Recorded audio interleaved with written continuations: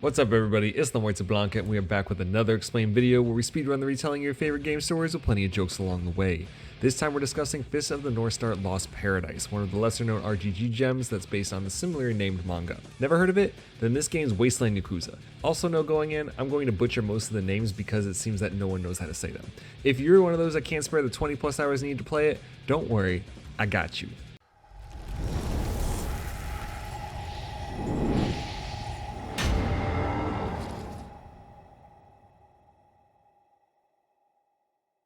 Just like Yakuza 0, this game starts off with one of RGG's favorite tropes, beating the shit out of people. Our guy Kenshiro is tossing dudes around like dirty laundry, and if that Kiryu stare doesn't tell you anything, same voice actor by the way, he's not done throwing hands. Ken Masters in the alternate Bison fit stole Kenshiro's fiancée. Hands, hands, hands, bodied! Where's Yuria? With his last breath, Anime Fabio says she's gone as Kenshiro continues to search for his beloved. As Ken trudges through the desert, we learn nuclear war has wiped almost all life from the planet, leaving it a desolate wasteland with little to no food or water. Basically Japanese Fallout. Despite this, you'll see most guys are completely jacked, like we're at Mr. Olympia. Kenshiro stumbles on some raiders picking on the locals, who then make the mistake of messing with our guy. They rush him with blades until he says what Ubisoft games say to your PC the second you boot them up, you're already dead. And boom! All three of them blow up like their popcorn flood, while Kenshiro just walks away like a badass. But even badasses need water, as Kenshiro passes out from dehydration and later wakes up in a local's home. They offer him some water for saving them from the raiders, and when he asks about Yuria, they say a group with a Yuria passed through recently. She was in bad shape and they were headed for a place called Eden. As Kenshiro is leaving, the old man also asks about Kenshiro's fighting style, Hokuto Shinken, a martial art that uses pressure points to destroy enemies from within. Basically the Dim Mak from Bloodsport. Then Ken asks the girl what she'd want for him to bring if he ever came back. And of all the things in the entire world, she went with apples. Apples. I guess, but they're no higher than B tier as far as fruit goes, let alone food. So, still on a mission to find his lady, Ken starts walking again like he's in the Proclaimers. And keeps walking. And walking until he finally gets to Eden. The only problem is there's a wall big enough to make Trump come all over his big beautiful build. There was a ghost! There's ectoplasm! More dudes who look like they're clearly not hurting for protein roll up, take the civilians' food, and holy fuck, Slice Man's head open right in front of his kid. Kid's over here in shock like, wake up dad. Child, your dad's brains are all over you. He is not waking up. And right when the raider's about to finish off Lil Man, Yoink. Kenshiro pulls up and saves the day. It'll be okay. The fuck it will. The kid's now an orphan in a barren desert. What you mean it'll be okay? More importantly, the scuffle caught the attention of Captain Jagger, or pre-Warhog Bebop. He's the captain of Eden's Watch and is throwing Kenshiro in jail because he discriminates against martial artists. Since the prison's inside the city, Kenshiro's like, bet, and puts on a set of cuffs that clearly won't hold a man capable of blowing people up by touching them. Granted, the bars don't do a great job of holding him either. As he walks out, he runs into this chick named Kisana, or thinks the spot right outside the prison is a good place to look at stars. She tells our guy about the gladiator games, and if he wins, he can ask the ruler of Eden for anything. He figures that'd be easier than searching the city here as a fugitive, so this superhuman martial artist goes back into cell like he didn't just rip the thing open. Ken gets to the tournament that seems to be in damn near every RGG beat 'em up, complete with Hot Lady Announcer. This one likes cigars and Ivy cosplays. Maybe it's plot armor, maybe it's his ability to pop people like balloons, but Ken easily makes it to the final round where he has to fight a Titan Blanca. Big boy should have ran like his hairline because he takes a nasty Liu Kang dragon kick to that big ass forehead, gets his hands torn up like Tug Speedman, and catches that Mighty Mouse before getting knocked back into the cage he came from. After Kenshiro wins the whole thing, the leader of Eden walks out. Oh shit, it's Ixana? Per the terms of the Gladiator game, she offers Kenshiro a request, and since RGG needs to make this game longer than 5 hours, instead of asking where Yuri is, he asks to search the city. Ixana grants his request, giving him full access to the city, as Jagger begrudgingly gives him a tour. Thanks to the sphere inside Eden, the city has flourished compared to the other villages. A structure created before the war, it somehow still provides water and electricity, but anything beyond that is a mystery, as Eden's laws prevent anyone from going inside. Jagger also tells Ken about Ixana's father, Nadai, who discovered the sphere and founded the city. Ixana had been ruling since his death 3 years ago. Then the alarm goes off and Jagger says it's an army of ruin, this knockoff Mad Max gang run by Kyo or Japanese Skeletor. Further proving RGG loves a good trope, 2 of the gas trucks take a page out of Maji's book and boom! Run straight into the wall, blowing the whole thing up. Legions of Jack Raiders start pouring out, rip through Eden's guards, and now Jagger is staring down the barrel of Punk Jotaro Kujo's gun. Targa, as they call him in this game, is the Army of Rune's second in command, and right before he blasts Jagger's head off, Ken pulls up, blowing up heads like he's singing Slim Whitman and Mars Attacks. Shout out to anyone who got that old ass reference. Targa thinks he's quick, but Ken out here dodging bullets, sweeps the leg like he's Cobra Kai, and knocks all the wind out of Targa with a nasty solar plex shot. And like any good hero, Kenshiro has the worst one-liners, like straight out of old school fighting games bad. Jagger ready to finish the job and blow man's head clean off until Dun Shao Kahn zaps his ass, picks up Targa, and dips. Jagger is all kinds of messed up, so they take him to a doctor who is inexplicably jacked as well, and Doc says Kyoto's technique likely damaged Jagger's psyche, which will cause him to go mad if not fixed. The only person capable of helping is Kenshiro's disciple brother, Toki, who was once thought to be dead. Originally in line to be Hokuto Shinken's successor, Toki was heavily exposed to nuclear fallout, causing incurable sickness that made him unable to accept the position, a position that was later offered to Kenshiro. Rumor has it Toki's being held in the famous Cassandra prison. No one leaves alive, but Kenshiro doesn't care and is going anyway. Grateful Ixana says they return, she'll tell him the truth about Yuria. Wait, what? Lady, you're holding out on us? He gets to Cassandra, bodies the guards, and meets Warden Oigar. He's all like, well, let me tell you something, brother. No one walks away alive, including you. And does the trademark Yakuza shirt rip thing, except it was just wearing a cape. So dude who's built like a brick wall, gets stone wall, catches a boot and glitches until his head explodes. Damn. Ken finds his brother Toki, like, you've grown thin. Really? He's jacked like everyone else in this desolate wasteland. I wish I was that thin. Kenshiro tells Toki about Jagger, who slaps the devil out of him like it's Sunday service in Texas. Thankfully, he'll be okay, as Toki confirms Kyoto used a style that attacks the mind. Still struggling with his health, Ken offers his brother to come to Eden, who refuses because of Keno. Not to be confused with Kyoto or any other character in this game who has their own breakfast cereal. Keno is a tyrant, hell-bent on ruling everything, but Kenshiro might know him as Lao. Another one of his Akuto disciple brothers also thought to be dead. The day their master chose Kenshiro to be successor was the day Lao dipped, hell-bent on world domination. He took Toki prisoner, fearing he and Kenshiro would join forces to take him out, and would likely destroy Eden if he heard Toki went with Kenshiro there. Instead, Toki teaches Kenshiro his way of the fist, the quickest way they know how, by beating the hell out of each other. Now Ken can hit people into good health like Toki did Jagger. Jagger awake, they head back to Eden and link up with Ixana. Kenshiro's like, what do you know about my girl? And this chick all of a sudden says she can't say. Apparently, even though Kenshiro saved her ass from the Army of Ruin and went out of his way to help Jagger for no reason other than just be a good dude, he's under suspicion because he fits the description of someone who abducted some guy's sister. Something's not adding up. Regardless, she has to observe Eden's backward ass laws, and when it's he said, she said, you gotta throw hands to see who wins. Also, Eden becomes purgatory at night, so yay RGG tropes. Not to mention, Kenshiro's fighting in game's version of the Coliseum to get information. Like I said, this is just Wasteland Yakuza. To prove his innocence, Kenshiro has to beat the hell out of this Raditz knockoff, who was suspiciously led to Eden by Doc. Say what? Hold up. Doc's part of Yuria's group and set this whole thing up to determine Kenshiro's worth? During the fight with Rei, Raditz's real name, his sister shows up, and Kenshiro proves to Doc he can protect Yuria. Yay, happy endings. Can we now learn what Ixana's not telling us? No, because for some godforsaken reason, Ixana has to show Ken something first. Something that has to wait until the following morning. I swear, this chick is worse than DBZ cliffhangers. The next morning, Ixana explains Yuri is inside Sphere City, sleeping inside the Chamber of Miracles, a place where all wounds are healed. Remember, Yuri was not in great shape when they made it to Eden. Unfortunately, the door is shut after she entered, and Ixana doesn't know a way in. The only other time she's seen them close is when her father took her mother in, and when they eventually opened, she saw her dad kill mom? This spurred her to kill her own father, justifying it as protecting the greater good for Eden. According to her, Pops wasn't a good dude. Regardless, the secret to opening the doors died with him. Kenshiro decides to scale a nearby mountain in order to see if Yuria really did make it to the top of the sphere, completely disregarding that the path leads straight through the cursed village, or a village of people who have gone completely feral. Granted, Kenshiro can simply blow them up by tapping them, so he's not too worried. He and Jagger make their way to the village, play Fist of the Dead Souls, and Kenshiro realizes these madmen were all victims of Kyoto's mind-breaking technique. Jagger stays back, while Kenshiro continues on to find the keeper of the mountain, who immediately starts swinging. The hell we do to you? After beating his ass, Kenshiro confirms this is Nadai, founder of Eden and Ixana's father. Hold up, he's not dead? After getting shanked by his daughter, Nadai went into hiding and protects her and Eden from afar. He's afraid that if she knew he was alive, she'd be too conflicted to properly rule the way she does.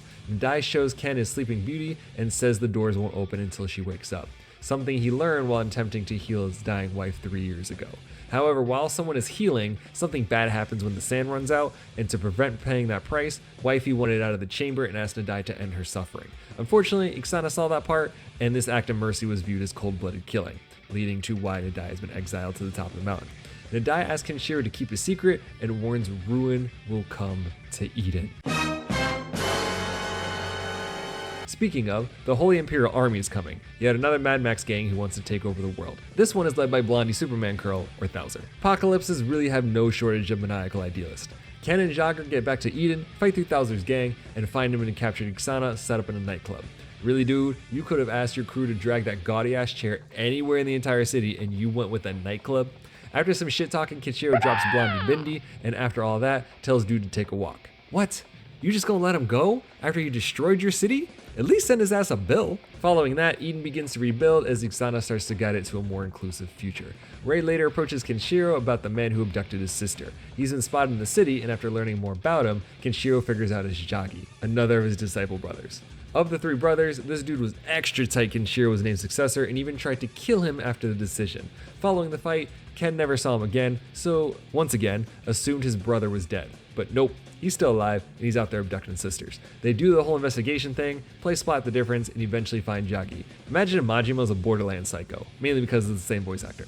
Just like Majima's obsession with fighting Kiryu, Jagi is obsessed with killing Kenshiro, mostly because of the last fight. Ken bopped Jagi in the head, which got him looking like a beat up Mojo Jojo. Now he has to wear that helmet and he's tired of being called Charge and Chuck. To force Kenshiro into a fight, he partnered with Targa and kidnapped Ray's sister again. But just like Majima, Jagi gets his ass kicked by the main character, Targa loses interest because he's an asshole, and dude falls to pieces after Ray crashes the fight with that Super Saiyan Judo chop. In the commotion, Targa ends up getting captured, but instead of ending the lieutenant of the gang who's been raiding your city and killing your citizens for years, Ixana decides to let him go. Huh? She's trying to lead the new Eden regime by example and wants him to tell bossman Kyoto Eden's not their bitch, but will be willing to peacefully coexist. Yeah, she's gonna regret that.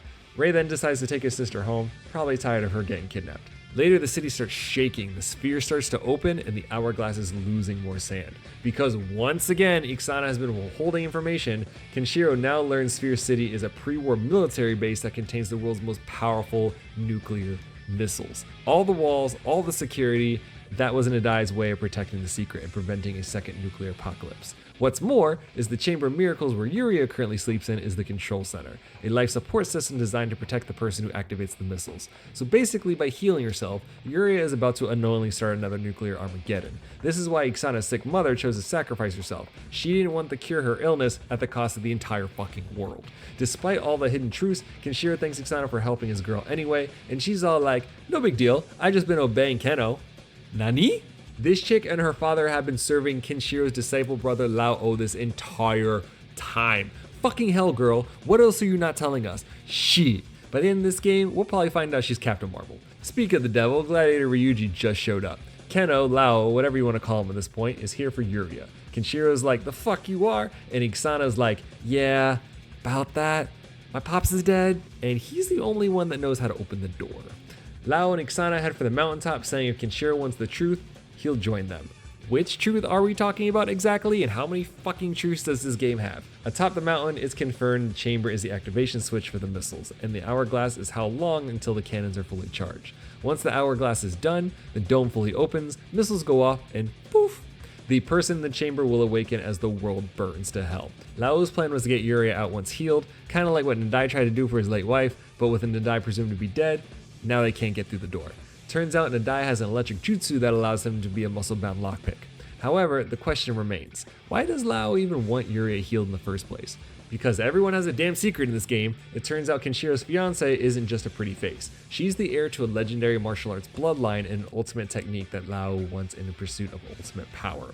Okay, Akuma, for real. If this all works out, between Ixana and Yuria, Kenshiro's gonna have some serious female trust issues moving forward. With no other option to prevent Armageddon, Lao grabs a spear and attempts to javelin Yuria, but Kenshiro stops in the last second saying Nadai's alive. Don't believe me? I'll prove it. With my fists. Huh? So now Ken's fighting another brother, does the impossible by upgrading RGG's shirt rip, take notes Kiryu, and drops Lao with the technique he learned from Toki. I guess Lao believes Ken's fist because after the fight, he's all like, go save Yuria, and walks off to train, hoping for another fight someday. Kenshiro links up with Jagger, Ixana, and Nadai is Kyo? The timeline between Nadai's quote-unquote death and the raids match up, and they both use lightning finger magic, so this makes sense. Apparently invading his once protected city and having thugs kill its citizens were his way of checking up on things. Okay. To stop Armageddon and get his fiancée, Kenshiro decides to look for Nadai at the Raider stronghold, and gets a tip from Lyra, the Coliseum announcer, where it might be. Despite watching their friends blow up like microwave burritos during the Eden raid, idiot guards try to stop our boy, which doesn't work out too well for him. It was at this moment that he knew. He fucked up. Ken finds Kyo, beats his ass, and realizes it's Targa? Nadai is in Eden and plans to save the world by killing Yuria, similar to how he did his own wife. Targa was just bait to lure Kenshiro away. Kenshiro rushes off to save his girl, once again allowing the asshole bad guy to live. I'm sure he'll regret that at some point. Back in Eden, Ixana finds her father in the gates of Sphere City and goes off on the man she thought she killed. Ironically, she's all like, why didn't you tell me the truth? I didn't want you to carry that burden. I wanted to protect you and did so by exiling myself, making you think you killed your own father, cosplaying the villain from a beloved 80s cartoon, started a gang, and frequently used them to destroy the city you're in charge of. But yeah, the whole burden thing. If there's a Father of the Year, this guy is definitely it. Nadai opens the door and Kenshiro shows up. Leave my girl alone. There's no other way. I'll beat your ass if that means saving the world. Come at me, bro. As Kenshiro's fighting Brawlic Pikachu, Nadai hits his devil trigger but gets the bitch slapped out of him and tossed on his ass. And in classic RGG fashion, when you think it's over, it's not, because Targa pulls up with a whole ass gang. But Kenshiro can't do anything about it because what? Jagger has a gun to Ixana? Her own guard captain? Lyra's a traitor too? What is going on? Jagger, Lyra, and Targa have been working together this entire time, trying to find Nadai, knowing that he really wasn't dead. They want to avenge their fathers, who Nadai drove mad and exiled to the Cursed Village in order to keep Sphere City's secret. However, Nadai claims they abducted and shot his wife to gain control of Sphere City. After Nadai finished them off, he took his wife to the chamber, starting the series of events we already know about. Because Jagger caught feelings for Ixana, he can't kill her, and BAM! Targa pops his ass. BAM! Then he pops Lyra. Bastard! Gun to Nadai, Targa then says he didn't even want revenge. He just wants to control Sphere City before sending this whole game into another genre. Targa's a fucking cyborg? He got messed up during the last war and the implants are helping keep him alive. As Targa monologues like bad guys do, Nadai zaps his ass. BAM! He gets shot and Targa escapes into Sphere City. Ken has Nadai tell him how to close the dome and goes after Targa, who won't shut the hell up because he continues to monologue when Ken gets to the main chamber. Targa has no intention of stopping the missiles and wants to see the world burn. Again. With no one else alive, he will anoint himself as God, make Yuria bear a child, and begin his ultimate legacy. So the cyborg has a god complex. But yeah, fuck all that. So in classic RGG fashion, we're fighting the same dude for the third time. Hands! It's too late for you. You're already dead. As the bad guy finally gets his. But it's not over. The missiles are about to fire, so Kenshiro closes the dome to save the world and opens Yuri's chamber because he's trying to do some love-induced murder-suicide thing. I don't know. All I'm saying is she was safe until he opened up the pod. She wakes up, he's like, I love you, Yuria. I killed countless people and uncovered a world-ending conspiracy to find you, but none of that matters since we're kind of fucked right now on account of nuclear Armageddon's about to blow our faces off. I'm sorry to open your protective case, but at least we'll be together. It's like a worse version of that Inception train quote. Missiles go off as a blinding light stretches across the entire desert, but luckily the dome is able to contain it. Wait, are they dead? Thankfully, Nadai's not an idiot like Kenshiro because as we're watching the climax of Yakuza 2, he throws Ken and Yuria into the chamber, sacrificing himself in the process. Ixana and Jagger continue to reform Eden, and finally back together, Kenshiro and his lady head off to do God knows what in a barren wasteland, but first, he has a delivery to make. And that's Fist of the North Star, Lost Paradise. If you enjoyed these videos, be sure to like, subscribe, hit that notification bell, or don't. I'm not going to tell you how to live your life. Don't forget to let me know in the comments what other games do you want to see. We've already done a ton of other explained videos, so make sure to check those out as well. I'm La Muerte Blanca, and I'll catch you guys next time.